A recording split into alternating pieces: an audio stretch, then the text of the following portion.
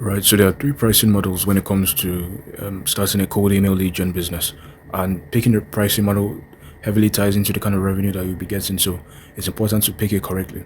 Now, the first type will be everyone's bread and butter when they start out. That would be performance-based pricing. This is typically where you get paid when the customer gets results as well, and it has its pros and cons. When you're starting out, everybody will be incentivized to, go for the performance base because you're a bit risky to the customer, and you want to put as much risk on your side as opposed to putting risk on the customer's side. Now, the implications of this are, double-edged, and it's important to know how to navigate this correctly. Because if you do not, you could have a lot of problems down the line in terms of cash flow and then overall satisfaction. In the performance side, it's important to understand that there are two main things. In any business in general, it's all about value and risk. So how much risk are you able to take to attain the goal you want? In most cases, when you're working with businesses, let's say you're targeting marketing agencies or IT companies, they generally get a lot of pitches. So they have more leverage to pick who they want. So it's always best to put all the risk on your side, or it's always taught to put all the risk on your side to incentivize these buyers to pick you over your competitors. But it's also fundamentally important to understand that performance-based pricing does require some form of capital on your side to be able to handle expenses. Because if it's strictly a performance-based pricing, then you understand that all the risk is on you. That includes setting up the domains, the inboxes. When the domains happen to burn, which you would want to avoid, you're going to be the one to handle that. So all the risk is on your side, which is why you'll probably get more customers in the door. And there's another caveat to this. I don't endorse performance-based pricing for one reason. It has a lot to do with the kind of prospects you're going to be attracting on the sales calls that you want to avoid.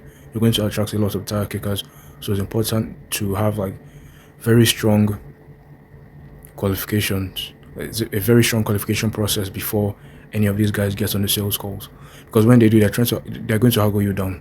There was this guy that I happened to get on my sales call when I was running one of my offers. Not even one, two actually. So it came to the point they were an SEO agency selling SEO services, local SEO services to local businesses. And then obviously I was pitching my lead gen offer. The offer was, performance based, but I did include a setup fee there. And from the sales call, when we were going through everything was fine. These guys were ready to go. They were very enthusiastic. But the moment I called a setup fee, letting them know that, hey, there's a setup fee over this, they went totally ballistic. They switched up. It was like we never even had the initial conversation before. You want to avoid these kind of people. They make you look as though what you're doing is evil and wrong, when it's just normally part of the process. So do understand that performance-based pricing affects the kind of people you'll be getting in the door. A mix of high quality and low quality. But from my experience, unless you have good filtering processes, which you should always have, because not every lead that comes to the door is qualified. Filter these guys out and find out who the tire kickers are. It will save you a lot of stress and headaches on the call, and so that you can keep your morale up, because these guys really suck morale. So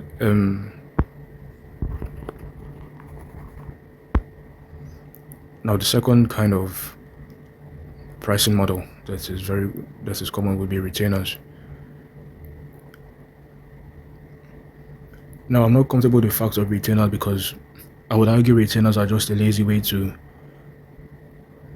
make money, which is not entirely wrong. Some people are still willing to pay retainers, but it's important to know that market sophistication is real, and then people get tired of this, because when everyone is paying a 5k retainer, and then it seems as though every agency that they happen to work with not getting results, they are obviously going to be hesitant to pay the next retainer. So right now, depending on what industry you're in, maybe it's not like this for what industry you're targeting, but for the industries I've seen, sometimes retainers are generally discarded. In fact, everybody's talking about performance-based pricing. But I think when you get to a certain threshold, when you have your case studies and everything, then you can command higher pricing. But even at that, so retainers are good. They generally give you healthy cash flow along the way, but then it's a very lazy way, and it can't be sustained from experience unless you have these case studies to back it up. Once you have the case studies to back it up, you can charge whatever you want. But when you're starting out, don't do retainers, because number one, you don't know what you're doing. No matter how confident you sound, you don't have all the nuances. You're going to make mistakes, no matter how good you think you are. If you haven't done something, you haven't gone through the intricacies of running that business. You could have watched 1,000 YouTube videos, seen other people do paid courses, and then watch other people get these results. And I hear you, but until you actually deliver results, charging retainers upfront monthly, no, you can't do that. It just doesn't work. You're scamming your customer, you're scamming yourself. You have no incentive to work harder, to even learn. It's just a very quick way to die. So just avoid retainers when you're starting out. Focus on performance-based pricing, or the next one that I'm talking about now. So the next one you can probably do is like a setup fee, and then you can charge performance-based. You can probably command higher pricing on the performance plus setup fee pricing model, but this model works best because you're kind of giving your customer a commitment to make. Because another thing I've noticed, that if you're just going on the performance end alone, they have no incentive to do anything. If you come up to me and tell me, oh, I can get you X amount of leads within Y time frame, I can say sure, but then down the line, I'm not really going to care what you do because I don't have any skin in the game. So setup fee typically just implies that the customer will have some skin in the game, so that risk is shared. That's the ideal outcome. Actually, the ideal outcome for either party is that they take all the risk and you get all the profits, or you take all the risk and then they get all the profits from either side. Your customer wants you to take all the risk, and you want your customer to take all the risk. That's the ideal outcome. But in reality, the risk is shared between both of you. That's usually how it is. So, by laws of nature, the risk is automatically shared between both of you. So, and that is the ideal pricing structure you should probably use when you're starting to get results.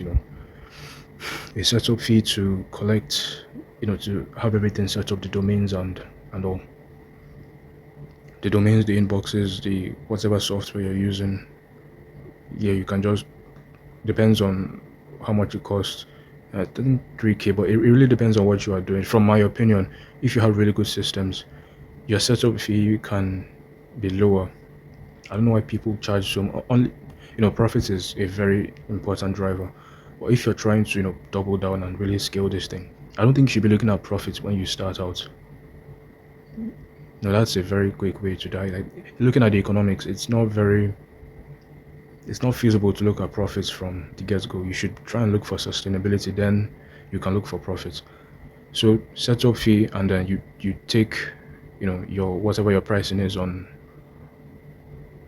whatever the lead will cost. Like, you can charge 250 per meeting booked, or maybe if you charge per lead if you're getting it through ads. But I'm talking to people who run cold email. So cold email lead gen, you can probably charge 250 for anyone who comes in a meeting. So it depends on you. So let's say 3K setup fee for 250 for every meeting booked. Very standard stuff. Yeah, so I think that's probably it. So when you're a beginner, just go with performance. Just go with performance when you're starting out. Then as you continue to make some progress, you can then move to setup, setup then plus performance. Then there's another option entirely, which is rev share. Now, the nuance with rev share is that you have to be working with really good businesses in the first place. The economics of the business that you decide to work with has to be very good and sustainable as well. You generally want to work with category 2 businesses. Category 2 businesses are businesses that need momentum and are not self-sustained. I talk about this a lot in my newsletter. So my newsletter, I share like 197 principles and tactics and strategies for you to turn your agency into a sustainable economic machine, because at the end of the day, that's exactly what you're trying to do. If not, you're no different from somebody working a corporate job, right? So you want to have something different, something you can beat your chest and say, yes, this generates me X amount without so much input, and also it sounds cool as well, if you know.